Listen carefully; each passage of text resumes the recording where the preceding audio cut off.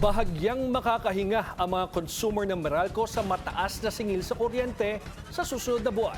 Ipinag-utos na kasi ng ERC ang refund mula sa sobrang singil ng power distributor. Narito ang Agenda Weekend Report ni Joan Manalo.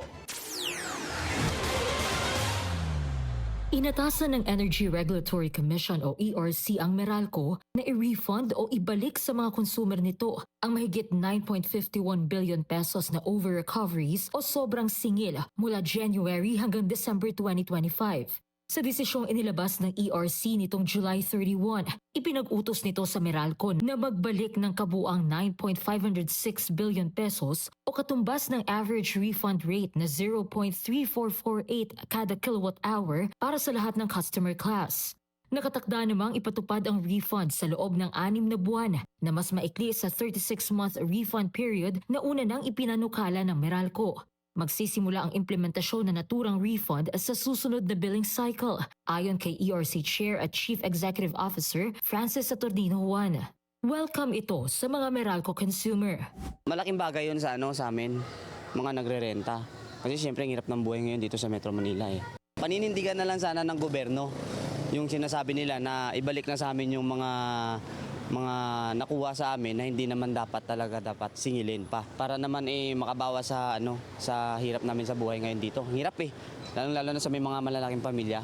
Siyempre po malaking bagay po para sa amin yon kasi malaking tulong yon yung sobra na singil tapos ibabalik nila. Malaking tulong po para sa amin yon kasi sa sobrang taas ng bilihin ngayon.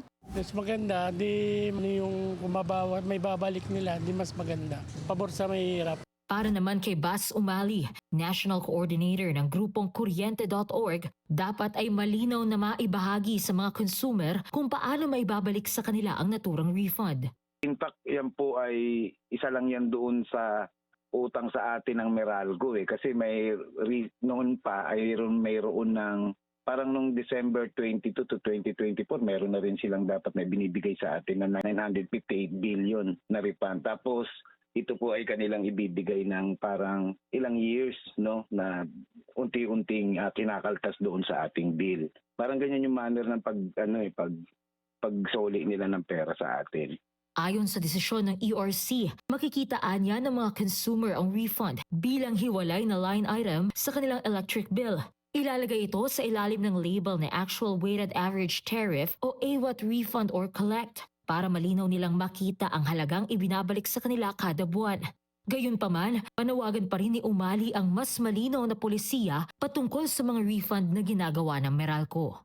Tingin ko po, lugi po yung mga consumers doon pag ganun yung sistema ng pagbibigay nila ng pera na sa atin naman. Tapos ako nalulungkot pa ako doon, ma'am. Madalas yung refund natin, yan naman ay nagagamit din minsan na parang panakip butas doon sa pagka nagkakaroon ng mataas na presyo ng kuryente. Matatandaan naghain ng Meralco ng 2 aplikasyon sa ERC para sa refund ng 4.689 billion pesos mula January 2025 hanggang June 2025 at 4.321 billion pesos naman para sa July 2025 hanggang December 2025. Para sa Agenda Weekend, Joan Manalo, Billionaire News Channel. Susunod daw ang Meralco sa utos ng Energy Regulatory Commission na ibalik sa mga consumer ang sobrang sigil nito na 9.51 billion pesos. Ayon sa power distributor, lalabas ang refund sa susunod na billing cycle.